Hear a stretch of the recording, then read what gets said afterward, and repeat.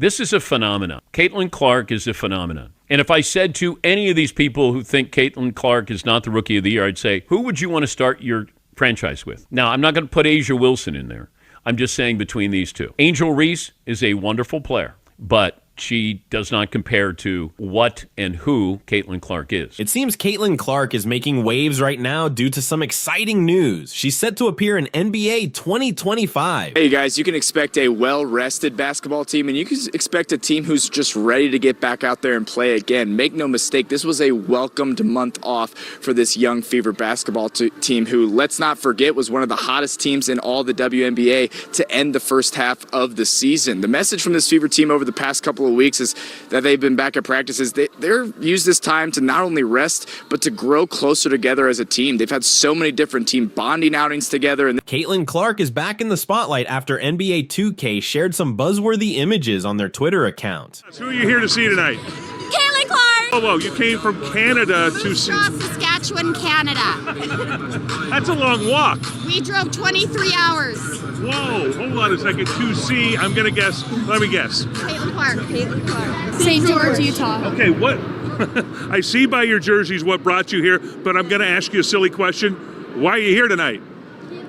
Caitlin Clark. Caitlin Clark. Fans have been reacting to the recent announcement about both Caitlin Clark and Angel Reese being featured in the upcoming NBA 2025. Reports indicate that this highly awaited game is just around the corner, with its release less than a month away. On Wednesday, fans got a sneak peek at the two WNBA stars who will be included in the game. She's on the basketball floor, plain and simple. But we want to make it a debate, and I think that that's just to get clicks. And look, Angel Reese, there's nothing that she does where you go, did you see her? Other than she plays really, really hard, and I liken her game to Moses Malone. Moses Malone was relentless. So it's not that I don't appreciate who she is or how she plays. There is no one like Caitlin Clark. Just ahead of the September 6th launch, this marks the first time we're seeing Caitlin Clark in this iconic video game, which is set to drop on September 6th. Stephen, the biggest thing it's telling me is that Indiana's growing up, because we saw in the first half of the season there were opportunities.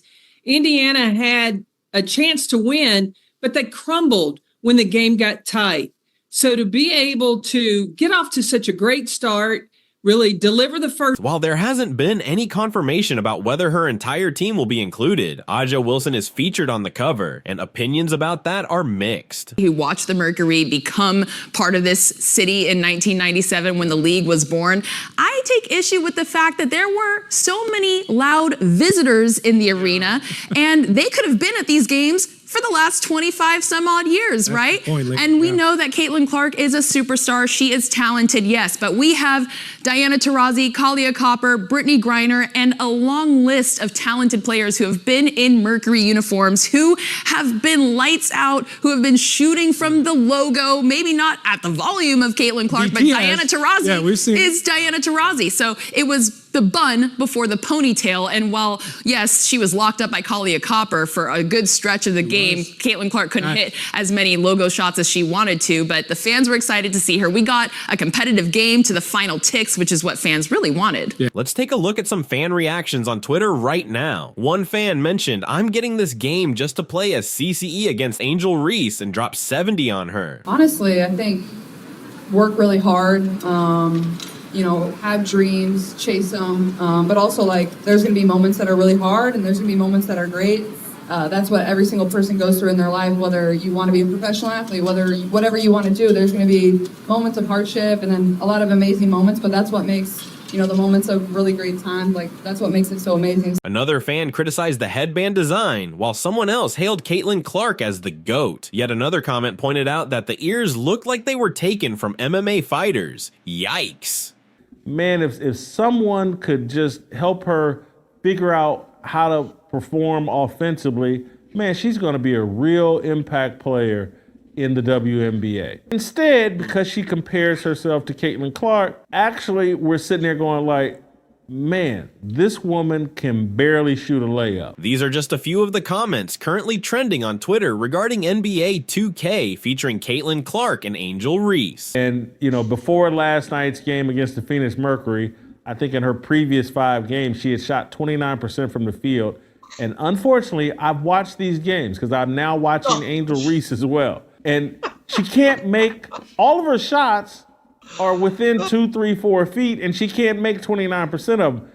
Here's why I'll give Angel Reese credit, and this is why I'm saying she would be getting celebrated had she not attached herself to Caitlin Clark. I'm curious to hear your thoughts in the comments about Caitlin Clark being part of the legendary NBA 2K franchise. If Angel Reese were disconnected from Caitlin Clark and we just evaluated Angel Reese off of her performance without comparing it to Caitlin Clark, without having this ridiculous Rookie of the Year conversation, we'd all be sitting here saying like, man, what a great rebounder, energy, defensive player Angel Reese is. I'm definitely planning to grab a copy when it launches on September 6th.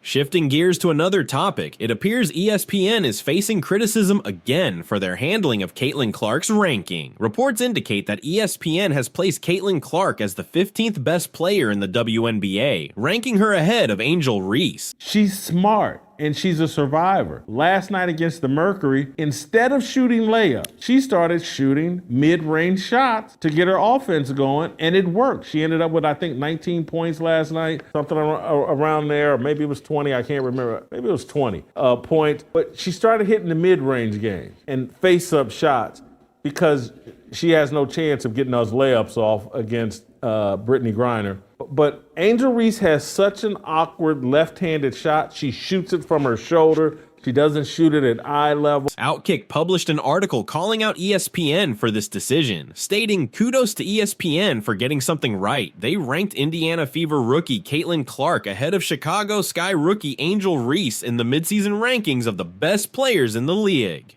But her biggest problem is the Caitlin Clark comparison. She's being destroyed by chasing the Rookie of the Year thing, which she has no chance. So she wants to be a dynamic offensive player, and she's just not right now. She's a great rebounder, great energy, very good player.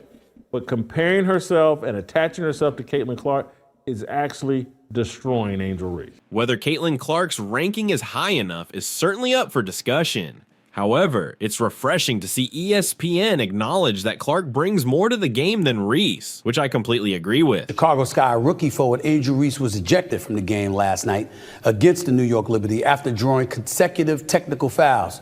The ejection happened after Reese was called for her 5th foul and was, quote, disrespectfully addressing, end quote, official Charles Watson.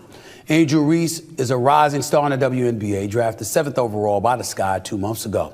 On Monday, Reese addressed the media following that controversial technical foul on her teammate, Kennedy Carter, who shoved Caitlin Clark. While Reese may not stretch the floor effectively, hitting only 2 3-pointers all season and shooting just 41% on 2-point attempts, her relentless hustle on the offensive boards makes her one of the top players in the league. The Rookie of the Year race, I think, is really, really interesting. We've talked about this one before, so I'll go over it very quickly. Angel Reese, 17 double-doubles, actually make that 18 double-doubles this season after yesterday, tied for the second most by a rookie in a single season, and it stands to reason she's going to break Tina Charles' record from 2010. And then there's Caitlin Clark, who would be the first rookie ever to average 15 points, 5 rebounds, 5 assists per game.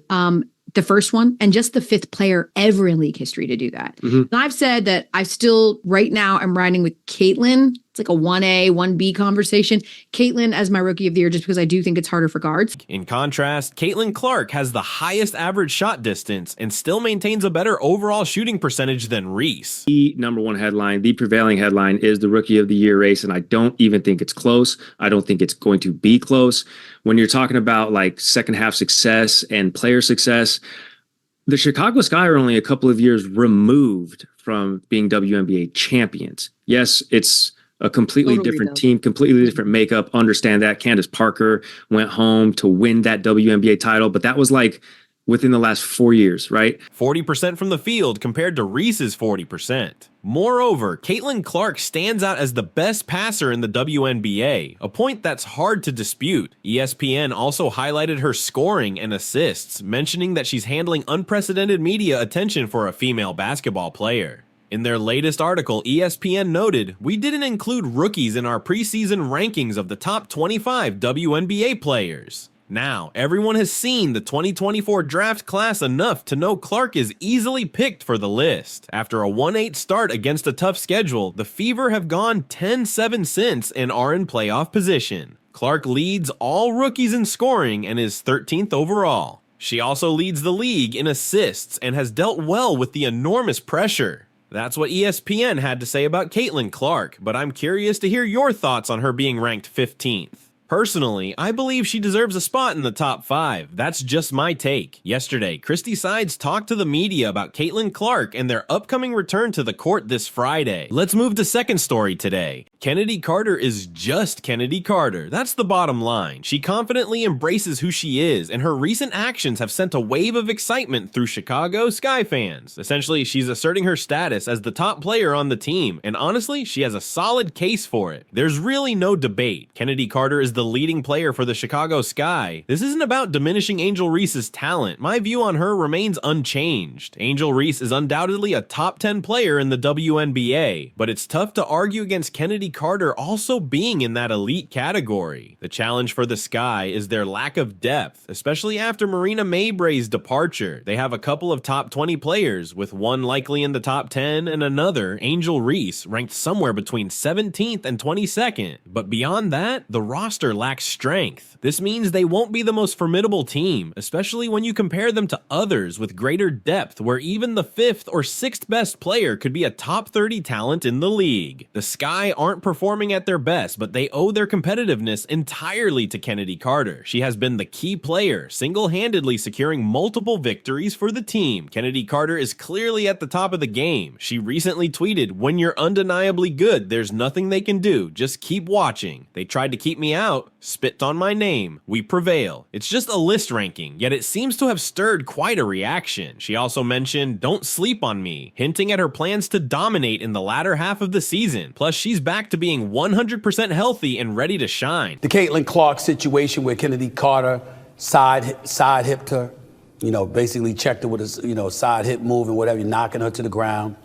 And it was national news because Caitlin Clark has been taking quote unquote abuse since she's arrived in the WNBA. That kind of story gained national attention. It was something that was debated on my day job, First Take, on ESPN every weekday morning from 10 a.m. to noon. However, there's a bit of a divide in how people are interpreting all this. A lot of folks have differing opinions on her statements. Someone tweeted, "Angel Reese is something else. The Sky were expected to fight for last place, yet they seem playoff bound." Once again, no one anticipated how talented Kennedy Carter would turn out to be.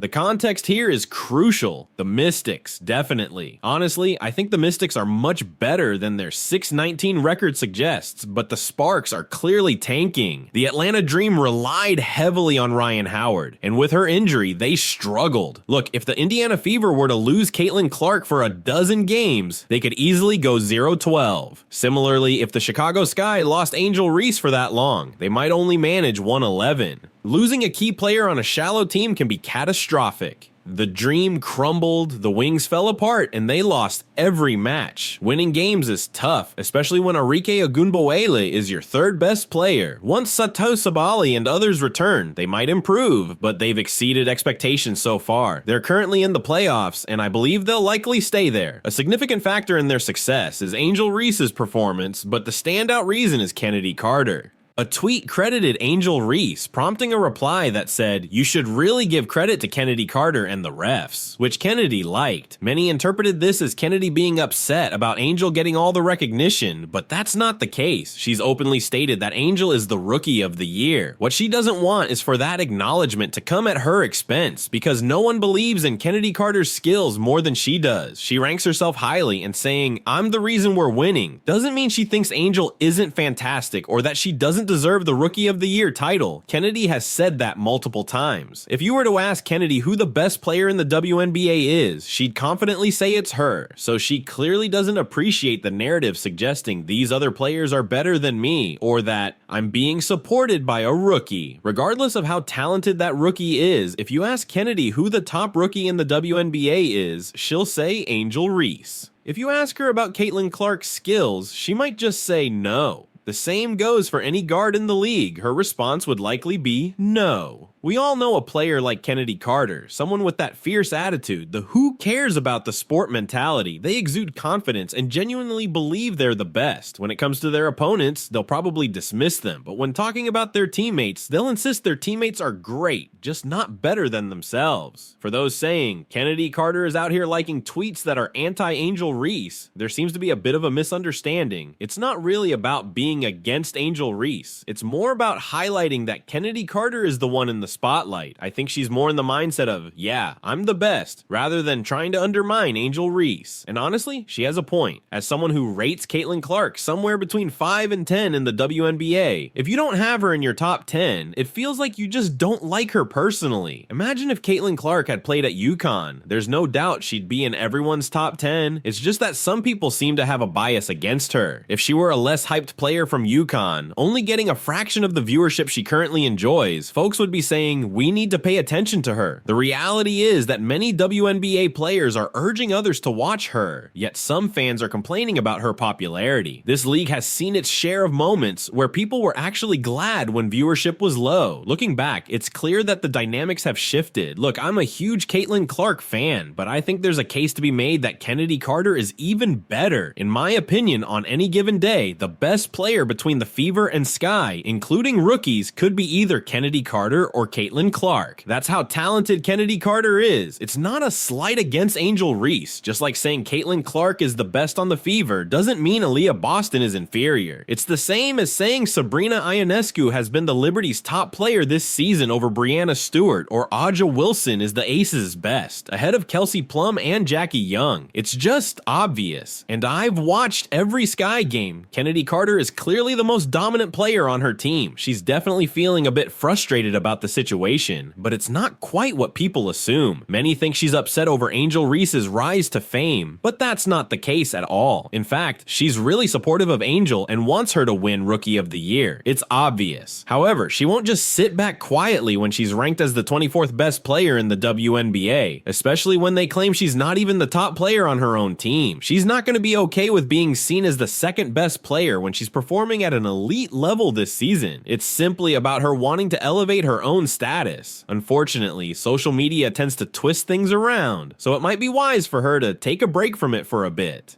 Reese made it clear that fans are watching women's basketball not because of, quote, one player, but because of her as well. Today, the WNBA rescinded the second technical upon further review, according to a league source, which does not mean much at this point in my estimation. She was picked 7th overall by the Chicago Sky in April.